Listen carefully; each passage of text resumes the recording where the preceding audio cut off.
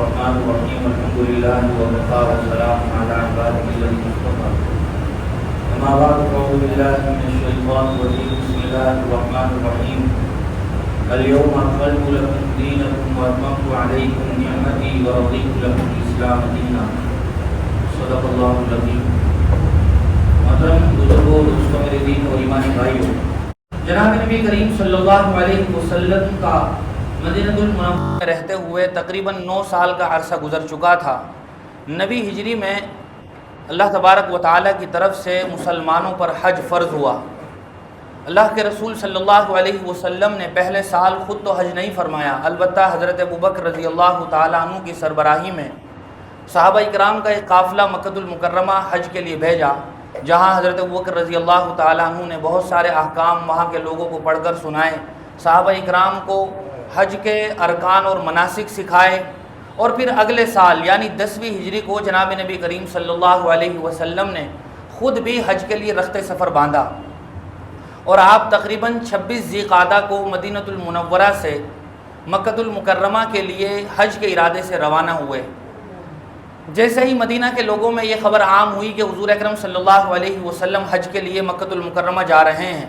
تو صحابہ اکرام بھی وفور شوق کے ساتھ حضور اکرم صلی اللہ علیہ وسلم کے ساتھ ہو لیے، اور حضور اکرم صلی اللہ علیہ وسلم نے مدینہ سے نکلنے کے بعد سب سے پہلے ذوالحلیفہ میں پڑاؤ ڈالا، جہاں مدینے والوں کی میقات لگتی ہے، اور پھر صحابہ اکرام جیسے جیسے ان تک یہ خبر پہنچتی گئی کہ حضور اکرم صلی اللہ علیہ وسلم حج کے لیے تشریف لے جا رہے ہیں، دور دراز کے علاقوں سے بھی صحابہ اکرام حضور کے ساتھ ملتے چلے گئے، اور روایات کے مطابق اور بہت ساری محدثین نے قرائن اور اشاروں سے جو تعداد ذکر فرمائی ہے وہ یہ ہے کہ جب حضور اکرم صلی اللہ علیہ وسلم مکہ المکرمہ میں پہنچ گئے تھے تو حضور کے ساتھ 1 لاکھ سے زائد صحابہ اکرام کا جمع غفیر تھا، جو حضور اکرم صلی اللہ علیہ وسلم کے ساتھ حج کی ادائیگی کے لیے پہنچ گیا تھا۔ حضور اکرم صلی اللہ علیہ وسلم کا یہ پہلا اور آخری حج تھا، اسی لیے اس حج کو حجۃ الوداع بھی کہا جاتا ہے۔ اس لیے ہم بار بار کتابوں میں یا تقریروں میں سنتے ہوں گے کہ حضور اکرم صلی اللہ علیہ وسلم نے حجۃ الوداع کے موقع پر فلاں بات ارشاد فرمائی تھی، تو حضور اکرم صلی اللہ علیہ وسلم نے یہی حج فرمایا تھا۔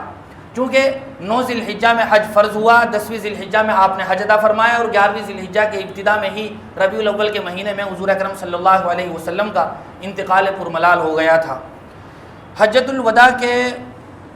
موضوع کو عنوان بنانے کا مقصد یہ ہے کہ حجۃ الوداع کے موقع پر حضور اکرم صلی اللہ علیہ وسلم نے جو تاریخی باتیں ارشاد فرمائی تھی، اور بہت ہی زبردست باتیں جو ارشاد فرمائی تھی، وہ ہم میں سے ہر ایک کی زندگی سے براہ راست متعلق ہے، اور وہ باتیں اس قدر اہم اور جامع ہیں کہ جب تک یہ دنیا قائم ہے اور سورج اور چاند کے نکلنے کا اور ڈوبنے کا نظام چل رہا ہے، اس وقت تک ہر فرد بشر کے لیے یہ باتیں مفید اور کارآمد ثابت ہوتی رہیں گی۔ حضور اکرم صلی اللہ علیہ وسلم کو اللہ تبارک و تعالیٰ نے جامع الکلم بنایا تھا۔ جامع الکلم کا مطلب یہ ہوتا ہے کہ الفاظ بہت مختصر ہوں اور اس کا مطلب اور مفہوم بہت وسیع ہو، اور حضور اکرم صلی اللہ علیہ وسلم کی ایک ایک بات میں ہمیں یہ نظر آتا ہے کہ حضور کے الفاظ کس قدر مختصر ہوا کرتے تھے، لیکن اس کا مطلب اور مفہوم آج تک علماء نکالتے چلے آ رہے ہیں، اور قیامت تک یہ سلسلہ چلتا رہے گا۔ حضور اکرم صلی اللہ علیہ وسلم نے اپنی 23 سالہ دور نبوت میں جو باتیں، جو ارشادات صحابہ اکرام کو بتائے، وہ تو ایک الگ مستقل باب ہے، لیکن صرف حجۃ الوداع کے موقع پر حضور اکرم صلی اللہ علیہ وسلم نے جو باتیں ارشاد فرمائی تھی، جن کو کہا جا سکتا ہے کہ یہ پورا ہیومن رائٹس کا ایک چارٹ ہے جو پوری امت کو اللہ کے رسول صلی اللہ علیہ وسلم نے دیا تھا، اور ان میں سے ایک ایک بات بہت ہی اہم ہے اور بہت ہی جامع ہے۔ ہمارے بہت سارے وہ مسلمان بھائی اور ساتھی جو اسلامی تعلیمات سے کوسوں دور ہیں، اور وہ حضور اکرم صلی اللہ علیہ وسلم کی سیرت کو پڑھنا ضروری بھی نہیں سمجھتے ہیں، وہ صرف ہیومن رائٹس کے انہی اصول کو ہی صحیح سمجھتے ہیں جو اب سے 50 یا 60-70 سال پہلے یونائٹڈ نیشنز نے، اقوام متحدہ نے تیار کر کے لوگوں کو دیے تھے۔ بہت سارے لوگوں کو یاد ہوگا جنہوں نے ہسٹری پڑھی ہوگی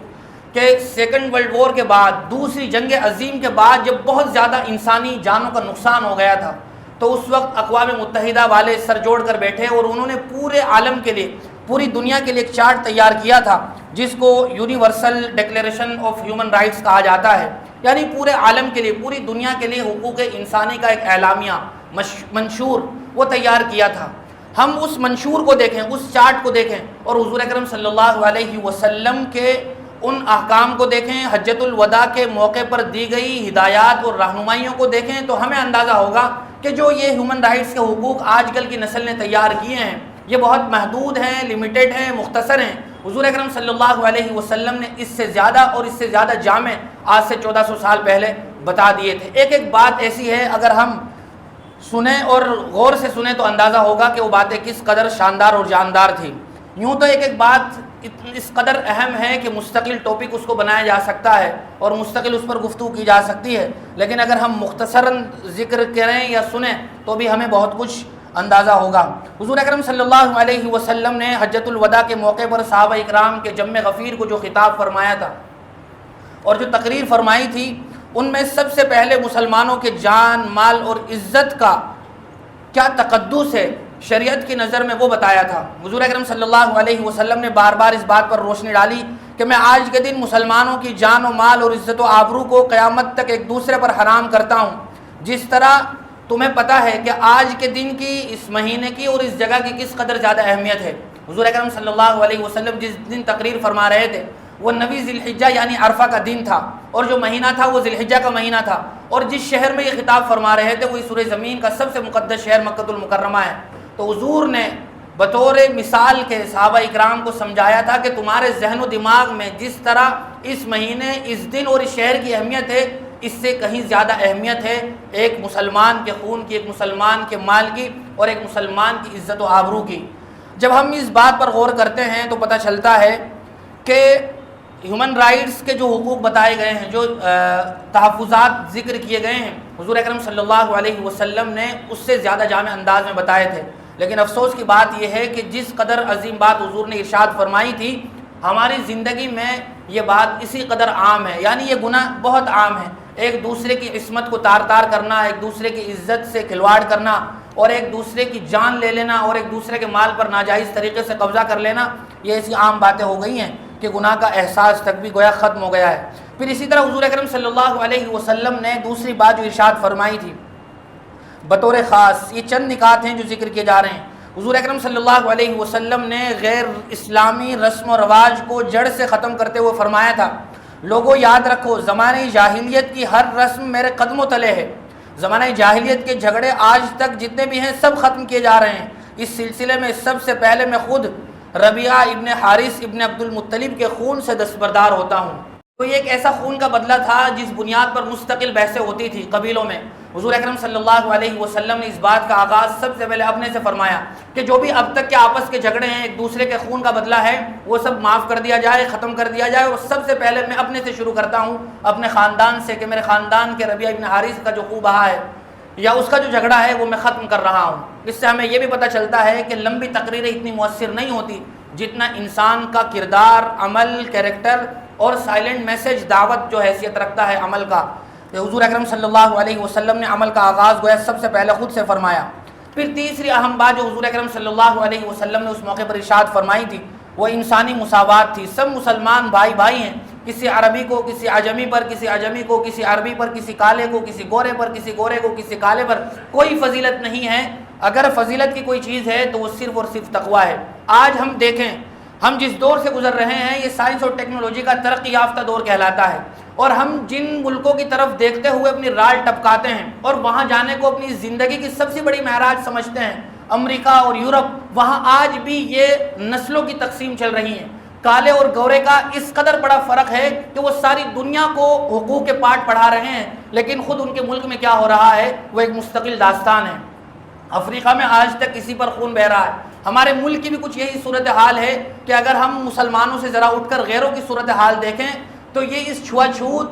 اور اس آپسی تفریق کا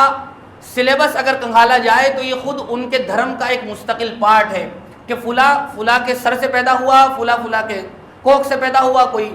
ٹخنے سے پیدا ہوا، کوئی پاؤں سے پیدا ہوا۔ یہ مستقل تقسیمات ہیں، آپ حضرات اس کو اچھی طرح جانتے ہیں، اور یہ آج کے اس تعلیم یافتہ دور میں بھی اس قدر اس کی جڑیں مضبوط ہیں ان معاشروں میں کہ ایک کا سایہ تک بھی برداشت نہیں ہے۔ حالانکہ قانون میں اس کو ختم کر دیا گیا لیکن آج تک اس کی جڑیں ختم نہیں ہو سکی ہیں۔ یہ اللہ کا ہم پر انعام ہے کہ حضور اکرم صلی اللہ علیہ وسلم نے مسلمانوں کے درمیان سے اسلام کا یہ حکم سنا کر اس چھوا چھوت کو ختم کر دیا تھا۔ اسلام میں کوئی چھوا چھوت نہیں ہے، کوئی بھی اسلام میں تفریق نہیں ہے، نہ نسل کی بنیاد پر، نہ علاقے کی بنیاد پر، نہ زبان کی بنیاد پر، نہ قوم اور قبیلے کی بنیاد پر۔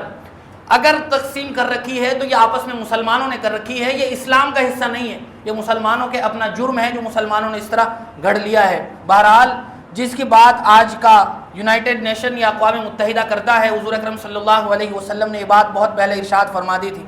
اسی طرح انسانی حقوق کے تحفظ میں بہت بڑی بات غلاموں اور عورتوں کے تم پر حقوق ہیں، ان حقوق کا خاص خیال رکھو، عورتوں کے ساتھ نرمی اختیار کرو اور مہربانی سے پیش آؤ، غلاموں کو وہی کھلاؤ جو خود کھاتے ہو، وہی لباس پہناؤ جو پہنتے ہو۔ یہ اسلام کی ایک ایسی عظیم اور جاندار تعلیم ہے کہ دنیا کے دوسرے دھرموں کے گرنتھوں میں یا ان کی کتابوں میں، دھارمک کتابوں میں اس طرح کی کوئی بات نظر نہیں آئے گی۔ حضور اکرم صلی اللہ علیہ وسلم نے نہ صرف یہ کہ فرمان اپنی زبان سے سنایا بلکہ کر کے دکھایا۔ حضور اکرم صلی اللہ علیہ وسلم صحابہ کے ساتھ اس طرح گھل مل جایا کرتے تھے کہ کوئی فرق نہیں کر پاتا تھا کہ یہ مسلمانوں کے نبی ہیں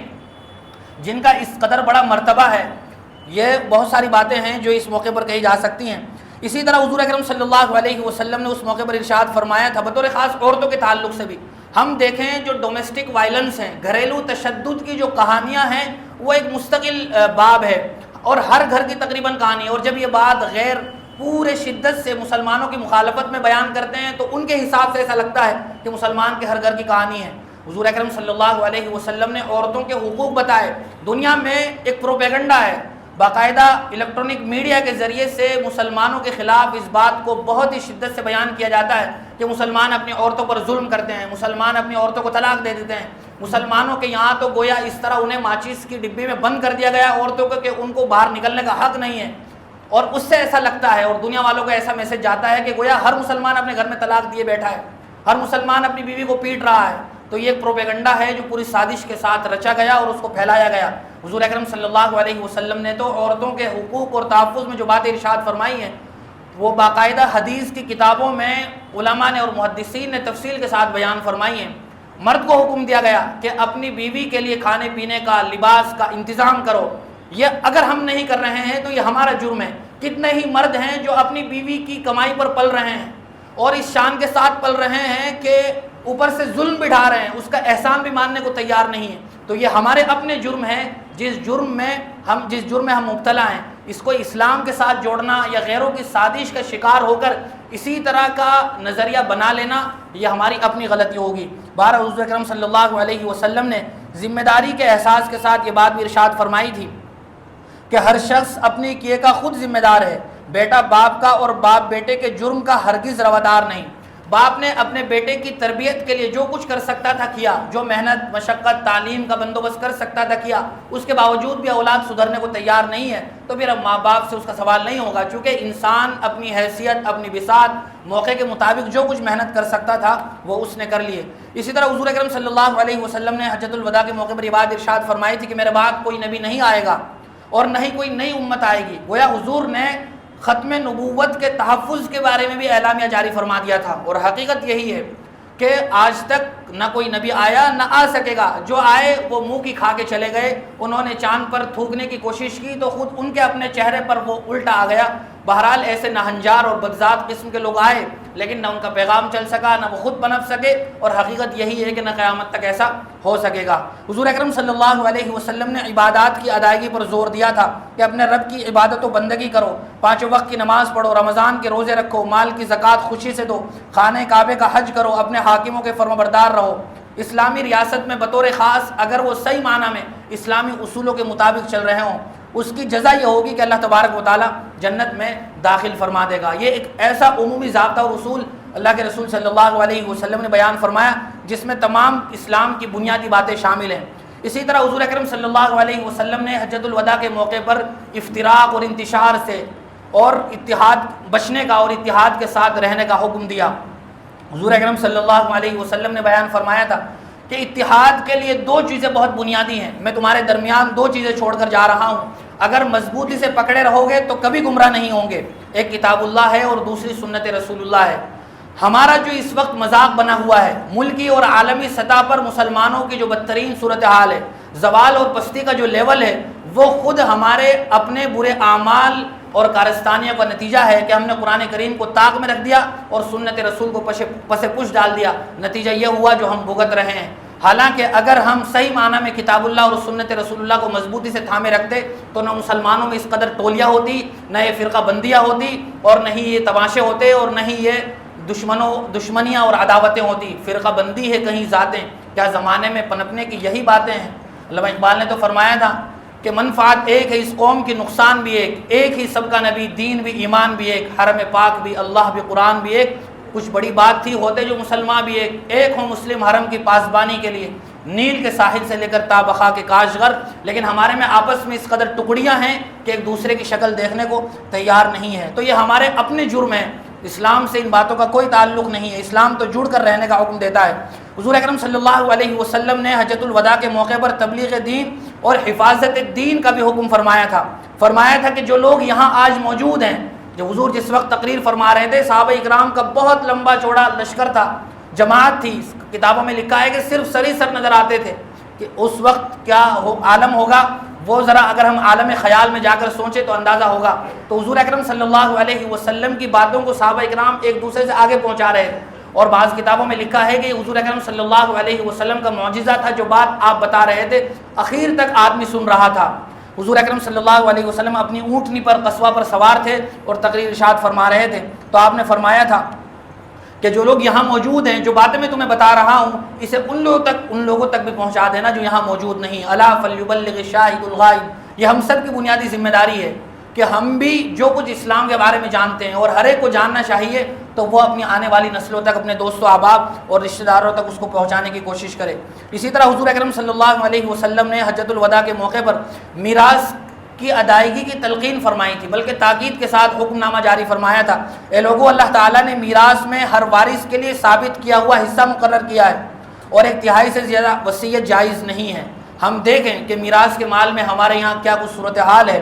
عورتوں کے تعلق سے یا لڑکیوں کے تعلق سے کتنے لوگ ہیں جو حصہ دے رہے ہیں. یہ ہر آدمی اپنے نفس کا جائزہ لے سکتا ہے اور اپنے گریبان میں جا کر اپنا محاسبہ کر سکتا ہے. اگر ہم نہیں دے رہے ہیں اور دوسرے لوگ مسلمانوں پر انگلی اٹھا رہے ہیں تو اسلام کا اس میں کوئی قصور نہیں ہے. یہ ہم مسلمانوں کا عملی جرم ہے، قصور ہے کہ ہم اس معاملے میں بہت ہی زیادہ غفلت کا شکار ہیں. اسلام نے تو بہت صاف اور واضح لفظوں میں ہر ایک کا حصہ مقرر فرمایا ہے. لڑکی اگر بہن کی شکل میں اس کا بھی، لڑکی اگر ماں کی شکل میں اس کا بھی، لڑکی اگر بیٹی کی شکل میں اس کا بھی، کوئی چاروں لحاظ سے اسلام نے بیٹی کا اور لڑکی کا حصہ مقرر فرمایا ہے. اسی طرح حضور اکرم صلی اللہ علیہ وسلم نے نسب انسانی کی اہمیت بھی بیان فرمائی تھی.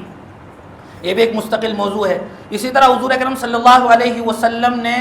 فتنوں سے باخبر رہنے کا اور فتنوں سے بچنے کا حکم دیا تھا، خصوصاً دجالی فتنہ جس کے آثار نمودار ہو رہے ہیں. دن بدن ہم دیکھ رہے ہیں، روزانہ چڑھنے والا سورج ایک نئے فتنے کو لے کر جنم لیتا ہے، اور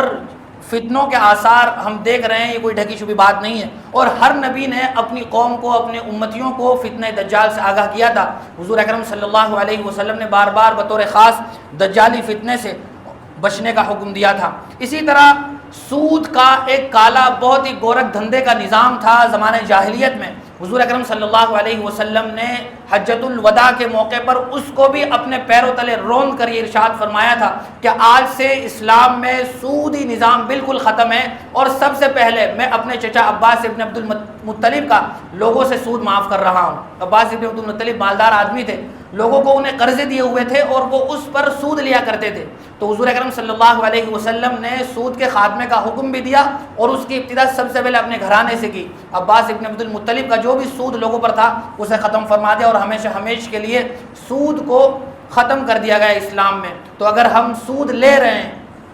تو یہ بہت ہی سنگین صورتحال ہے، اور اس کے جو گناہ ہیں، اس پہ جو وعیدیں ہیں، وہ ہم وقتاً فوقتاً سنتے رہتے ہیں. کیا یہ بات اچنبے کی نہیں ہے کہ ہم بٹلہ ہاؤس جیسے مسلم اکثریتی علاقے میں یہ بات سنیں کہ یہاں بھی فلاں آدمی ایسا ہے جو سود پر لوگوں کو پیسہ دیتا ہے، حالانکہ قرآن و حدیث میں، کتاب و سنت میں کس قدر سخت وعیدیں ہیں. اسی طرح حضور اکرم صلی اللہ علیہ وسلم نے عدالت اور انصاف کا حق سمجھایا تھا. اور بھی کچھ بنیادی باتیں ہیں جو بطور خاص حجۃ الوداع کے موقع پر حضور اکرم صلی اللہ علیہ وسلم نے صحابہ اکرام کو سکھائی تھی، اور اسی حج کے موقع پر صحابہ اکرام کو بتا دیا تھا کہ میں حج پر آیا ہوا ہوں، صحابہ اکرام جمع ہے گویا، تو جو کچھ کسی کو سیکھنا ہے مجھ سے حج کے ارکان سیکھ لو، مسائل پوچھ لو، ہو سکتا ہے اگلے سال مجھے موقع ملے یا نہ ملے۔ اور ایسا ہی ہوا، گویا یہ حضور اکرم صلی اللہ علیہ وسلم نے